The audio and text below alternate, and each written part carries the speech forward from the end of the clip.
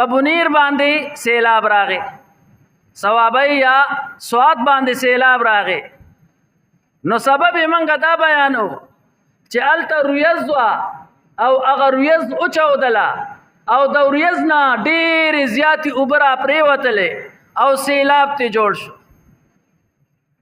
نو سیلاب خو وایي د ریزې نه اوبه را پرېوتلې، ریز وچاودله او وایي دا مولیان لګیا دي چې دا زمونږ د ګناهونو د وجې دا عذاب راغی.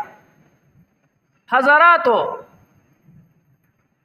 قرآن او مولیان سبب حقیقی بیانوي او ما ته سبب ظاهری ته ګورو.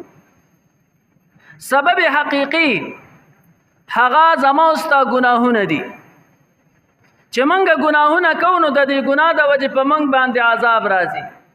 او سبب ظاهری ورله کله ریز جوړه شي، کله ولا هوا جوړه شي، کله ورله یو بیماری جوړه شي، کله ولا بله بیماری جوړه شي.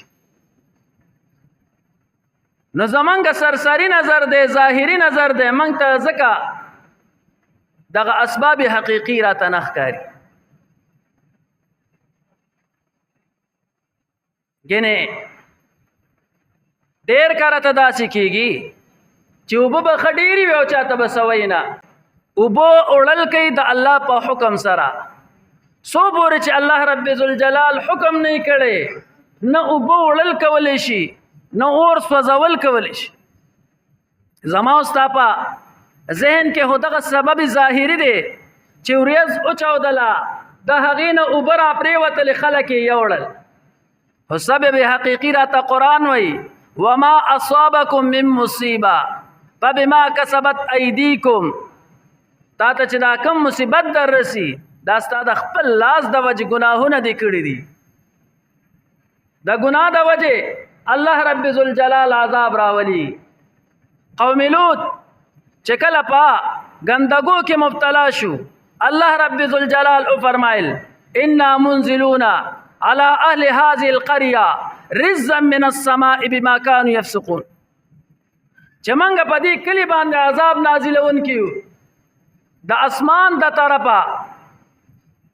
علامه تانوي رحمه الله وی تعاون په الله رب ذوالجلال نازل، دغه عام عذاب نمخ کې په الله رب ذوالجلال تعاون نازل بما كانوا يفسقون، په سبب د هغه څه چې دوی فسق کو ګناهونه کو. نو د ګناه د وجه الله رب ذوالجلال عذاب نازلې. حضراتو، اوس د ګناه د وجه په ما او تا باندې عذاب راشي، منګه وایو نه دا خو دلته بارانونه دي، دا خو دلته نیر دی، دا خو دلته سیند دی، دا خو دلته نالۍ بندې دي، اوبه راوختلې. حضراتو، ما او تا ته الله رب ذوالجلال وښودله چې دغه د غرونو ځای دی، دومره غټ سیندونه هم پکې نشته. الله رب ذوالجلال په څنګه سیلاب راوست؟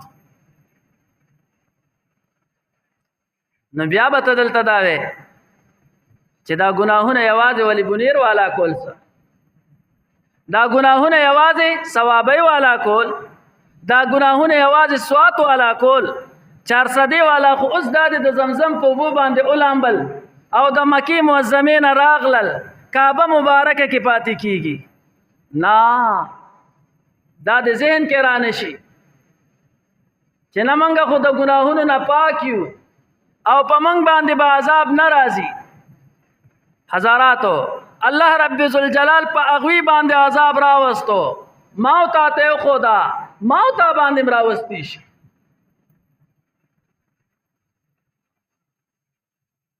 او دام کې دی چې دا الله رب ذوالجلال په هغوی باندې دا عذاب راوستو او دا هغوی ګناهونه زمونږ نه کم وي، الله رب ذوالجلال ورله دا ګناهونه په سیلاب ختم کړل او زما او ستا دا ګناهونه آخرت ته ساتلي وي. دا به نه وی چې زه جوړ الله ته ډېر نږدې یم، کېدای شي زما او ستا ګناهونه دومره وي چې د حد نه دومره تجاوز کړی وي چې هغه په سیلاب د ختمېدو هم نه دي او آخرت له راله ساتلی.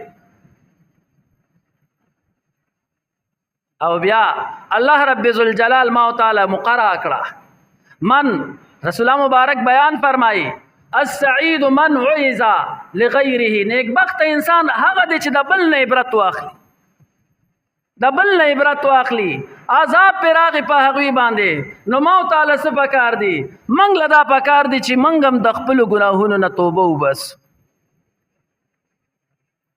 او کنا سره منګ د هغوی ویډیوګانو ګورو او سره پوی دومره اوبراغلی دي دومره خلک یې غر کړل دومره خټې راوړلې کنان منګه دغه سیلاب والا او د دوی دا ویډیوګانې ګورو نو دغه روز په موت هم راتلی شي وتلک الایام نداولها بین الناس الله رب ذوالجلال بیان فرمایي منګه دا ورځې په دې خلکو کې اړه وراړو